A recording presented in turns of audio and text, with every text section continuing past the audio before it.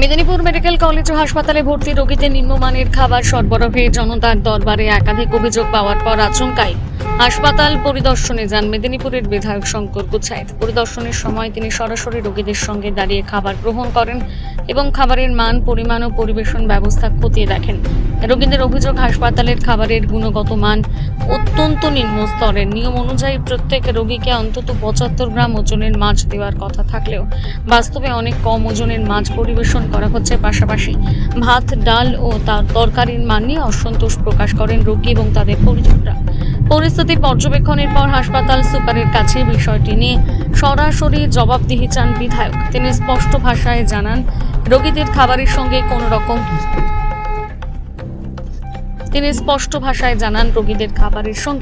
কোনো রকম আপোষ বা দুর্নীতি মেনে নেওয়া যাবে না। তৃণমূল সরকারের আমলে হাসপাতালে খাবার সরবরাহ ব্যবস্থায় কাটমানির সংস্কৃতি চালু ছিল, যার প্রভাব এখনো পুরোপুরি দূর হয়নি। এদিন বিধায়কের কাছে পেয়ে খুব উগরে দিয়েছেন রোগীদের পরিজনরা। তাদের অভিযোগ, মুখ্যমন্ত্রীর কড়া নির্দেশ থাকা সত্ত্বেও হাসপাতালের পরিষেবা ও খাবারের মানের ক্ষেত্রে এখনো বহু অনিয়ম রয়ে গিয়েছে।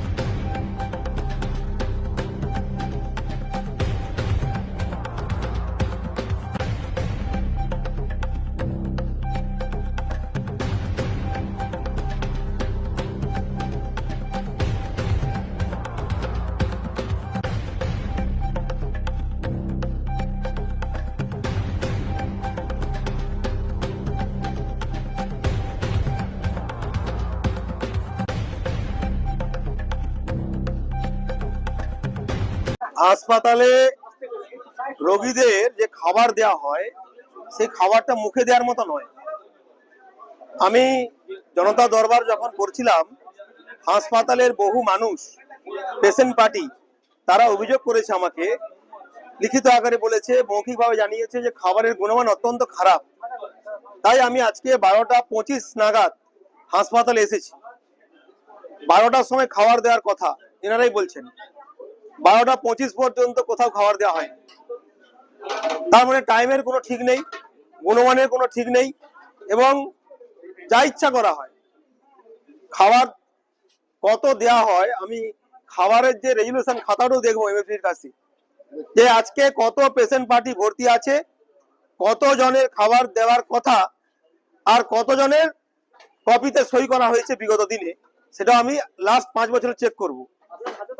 এই তো খাবার, আপনি দেখুন না, আপনি দেখুন, এই হচ্ছে কোয়ালিটি খাবার, এই হচ্ছে খাবারের কোয়ালিটি। পেশেন্ট পার্টিরা বারবার অভিযোগ করে যে খাওয়ার অবস্থা অত্যন্ত খারাপ। তাই আজকে দেখতে এসেছি। 12:30টার পরে আমি আসার পরে খাবার এসছে, টাইমে আসেনি।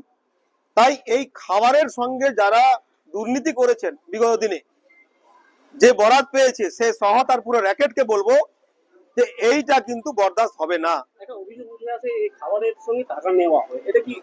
এই অভিযোগ তো বারবার এসছে আমার কাছে। আমি বিধায়ক হিসাবে যখন বুঝলাম জনতার দরবারে, তখন বহু মানুষ এসে বলেছেন যে খাবার ঠিকঠাক করে দেওয়া হয় না, আমাদেরকে কুকুর বিড়ালের মতো ব্যবহার করা হয়, আমাদের যে খাবার দেওয়া হয় তার গুণমান অত্যন্ত খারাপ, এবং খাবার টাইমে দেওয়া হয় না। এই অভিযোগ পাওয়ার পরে আমি এসে দেখলাম একদম সত্যি 12:30টার পরে আমি 2তলা 3তলা ঘুরে এসেছি, সমস্ত ওয়ার্ড ঘুরে এসে দেখলাম খাবার কোথাও দেওয়া হয়নি। তাই এই যে দেউলিয়াপনা আগে থেকে চলছিল, তার পরিবর্তন করা প্রয়োজন, কিন্তু করেনি। 4 তারিখের পরে নতুন সরকার এসছে, সিস্টেম চেঞ্জ হয়েছে, কিন্তু সেই অভ্যাসটা আগে রয়ে গেছে।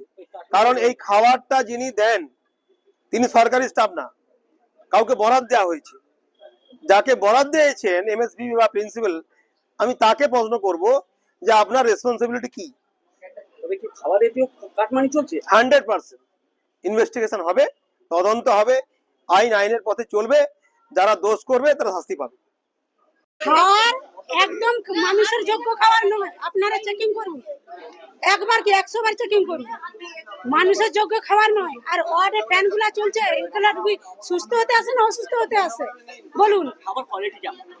কোয়ালিটি একদম ভালো না। কুকুরের মুখে দেবে না, এক মানুষ তো দূরের কথা। চেক করুন না আপনারা। আজকে তো বিধায়ক এসছে, হ্যাঁ, সরকার পাল্টিয়েছে কিন্তু দুর্নীতি রয়ে গেছে। বিধায়ক এসছে, কি বলবেন বিধায়ককে? ওগুলো যেন সবার রুগী যেন ভালোভাবে পরিষেবা পায়, যাতে রুগী তাড়াতাড়ি সুস্থ হয়ে যায়, খাওয়ারও ভালো পাওয়া যায়, রুগী মানে যাতে অসুস্থ না হয়, সব কিছু হ্যাঁ পরিষেবা যেন পাওয়া যায়। এই যে আমার দাদা ওয়ার্ডে আছে, আমার দাদা একটা পেশেন্ট, ওকে ফ্যান চলছে না। যখন আমরা ফ্যান কিনে এনে বাইক থেকে চালালাম, দিদি মনে বলছে না চালানো যাবে না এখানে। হসপিটালে পাখাও নেই। পাখা না আছে, সে পাখা মানে চলছে না, আমার হাওয়াই লাগছে না। তাছাড়া হাত পাখার বাতাস অনেক বেশি। আমার নাম রিনা সিনহা। আপনার পেশেন্ট ভর্তি আছে? হ্যাঁ, আমার দাদা ভর্তি আছে। এই যে 1 মাস এটা আমার ভাইপো। অভিযোগটা হচ্ছে, আমি শুনছি অভিযোগ জমা পড়লে পরে তার উপযুক্ত উচ্চতর কর্তৃপক্ষের কাছে আমি জানাবো।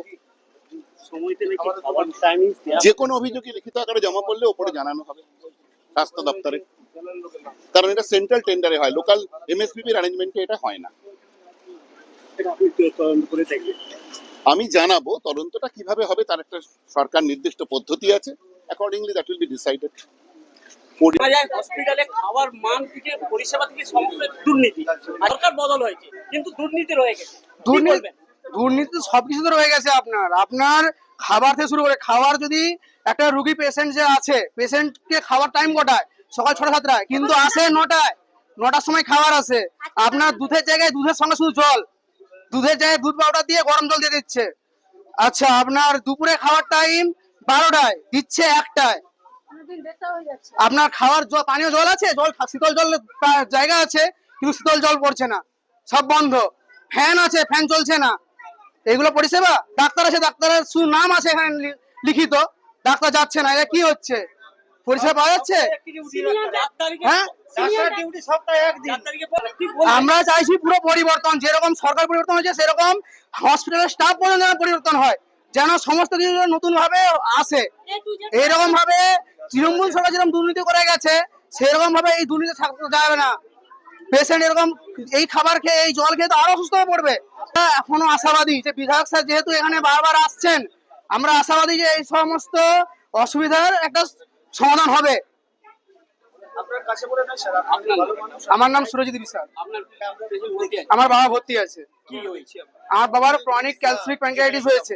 এখান থেকে আমরা 4 বার ঘুরেছি, গিয়ে এইবার লাস্ট বারে বলেছেন অপারেশন হবে, অপারেশন হবে বলে এখন 1.5-2 মাস করে ডেট দিচ্ছে বারবার। এই নিয়ে 1 মাস আমরা ভর্তি আছি। হ্যাঁ, অবশ্যই।